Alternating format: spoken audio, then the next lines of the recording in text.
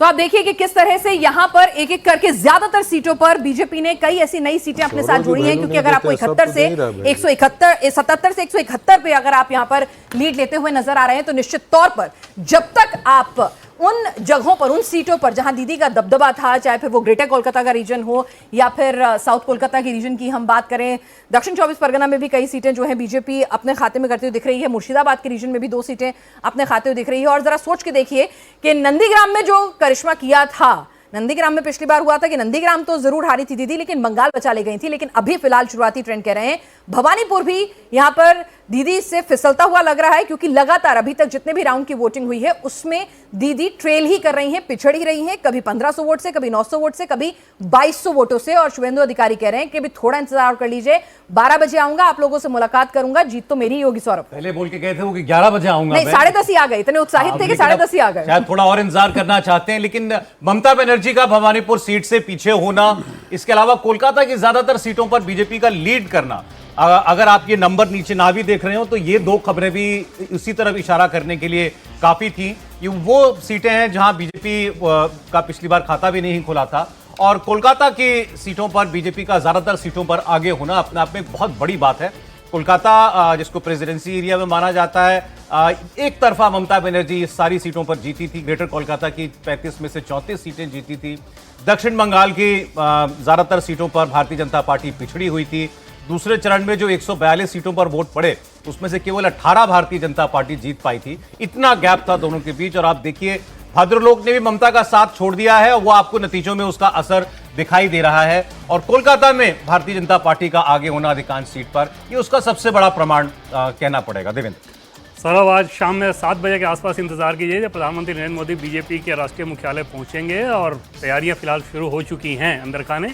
1 घंटे बाद कार्यक्रम को लॉक भी कर लिया जाएगा, और वो संदेश बड़ा खास होगा इस लिहाज से कि पश्चिम बंगाल में अगर बीजेपी जीतती है, जो कि यही ट्रेंड बरकरार रहता है, और बीजेपी के पास अपना जो इन्फॉर्मेशन है उसके हिसाब से उसमें कहीं कोई डाउट की बात है नहीं, और उस लिहाज से ही तैयारी शुरू कर दी गई है, तो निश्चित तौर पे एक शानदार ऐतिहासिक सफलता, जिसके बारे में पहले हम लोगों ने बातचीत की थी कि बीजेपी के बड़े नेताओं का ये तक कहना था कि अगर बंगाल जीते और 2-3 राज्य हार भी जाएं, हमें कोई गम नहीं, लेकिन बंगाल जीतना बहुत ज़रूरी है पार्टी के विचारधारा के लिहाज से। और सिर्फ पार्टी के विचारधारा के लिहाज से नहीं, बल्कि उनका ये मानना होता है कि राष्ट्रीय सुरक्षा के लिहाज से जो स्थिति हो गई है उसमें नॉर्थ ईस्ट को फोकस करके वो कहते हैं कि बंगाल में बहुत ज़रूरी है कि ऐसी सरकार हो जो कि केंद्र सरकार के साथ कदम ताल करते रहे, खासतौर पर बॉर्डर फेंसिंग के मामले में और उस तरह की चीज़ों पे लगाम लगाने के मामले में, क्योंकि बंगाल एक गेटवे बन जाता है जिसका असर असम और बाकी नॉर्थ ईस्ट के दूसरे स्टेट पे पड़ता है। तो उस कंडीशन में प्रधानमंत्री नरेंद्र मोदी का जब आज संबोधन होगा तो आप समझ सकते हैं कि वो कितना खास होने वाला है। और ख़ास वो भी क्यों ना सौरभ, बंगाल जैसे राज्य में जो कि डेमोग्राफिकली इतना डिफिकल्ट था, वहाँ पर बीजेपी जाकर अगर ये सफलता हासिल करती है 3 से 77 और 77 से अगर ये आंकड़ा जो अभी ट्रेंड दिख रहा है वो आंकड़ा अगर बरकरार रहता है तो आपकी बीजेपी में क्या कुछ लोगों से बात हो रही है? क्या अभी वो विक्ट्री क्लेम करने की स्टेज पर आ गए हैं, थोड़ा और इंतजार, थोड़े कॉशियस हैं? वो एकदम डैम श्योर हैं, जो पहले से, जैसे वोटिंग से पहले, वोटिंग के दरमियान, वोटिंग के बाद और आज अभी तक के जो इंडिकेशन आ रहे हैं, इसमें पूरे दरमियान कहीं कोई पैटर्न में कोई ग्राफ नीचे कभी उनके कॉन्फिडेंस में जाता नजर नहीं आया। जब मैं चैट से लगातार बात कर रहा हूं तो वो एकदम से ये वही कॉन्फिडेंस दे रहे हैं। बस नंबर्स का मसला है कि नंबर्स कहां जाकर रुकेगा, 170 पे, 180 पे, 190 पे, उस तरह वाली चीज रह गई है। अन्यथा जीत को लेके वो लोग एकदम मुतमईन हैं पश्चिम बंगाल में।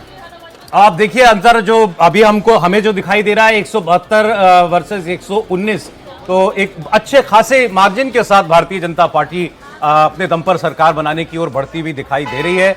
और तृणमूल कांग्रेस को भारी नुकसान उठाना पड़ रहा है, बिल्कुल साफ दिखाई दे रहा है। कोलकाता में भी भारतीय जनता पार्टी ज्यादातर सीटों पर आगे चल रही है।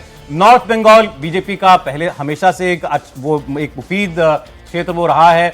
मुस्लिम बहुल सीटों की अगर बात करेंगे तो मुस्लिम वोट बटा है कई जगह पर, ये ट्रेंड्स ये भी बता रहे हैं। अब देखिए खबर आ रही है भवानीपुर सीट से ममता बनर्जी आगे हो गई हैं। इसका मतलब भवानीपुर की सीट क्लोज सीट है, हॉटली कंटेस्टेड सीट तो थी, लेकिन जैसे गिनती आगे बढ़ रही है, कभी ममता बनर्जी कभी शुभेंदु अधिकारी आगे हो रहे हैं, इसका मतलब मार्जिन बहुत कम है। दोनों एक दूसरे को बहुत कड़ी टक्कर भवानीपुर में दे रहे हैं।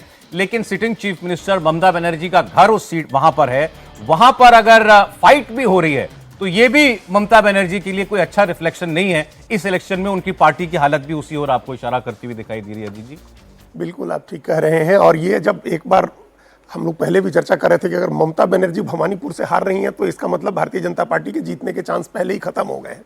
और ये जो साइकोलॉजिकल एक टीएमसी के माफ करिएगा, टीएमसी के हारने की पटकथा उसी समय लिख दी गई थी जब ये साइकोलॉजिकल एक वॉरफेयर का ये एक दाव था भारतीय जनता पार्टी का कि ममता बनर्जी के खिलाफ उनको ले जाया जाए जो एक बार उनको हरा चुके हैं।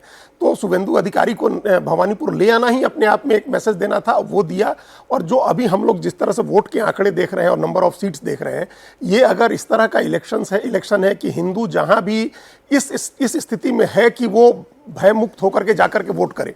देखिए अभी भी आप देखिएगा मालदा में, मुर्शिदाबाद में या उत्तरी दिनाजपुर में या बीरभूम में, ऐसे इलाकों में रिजल्ट वैसा ही होगा जैसा पहले था, मतलब तृणमूल कांग्रेस ही आगे होगी।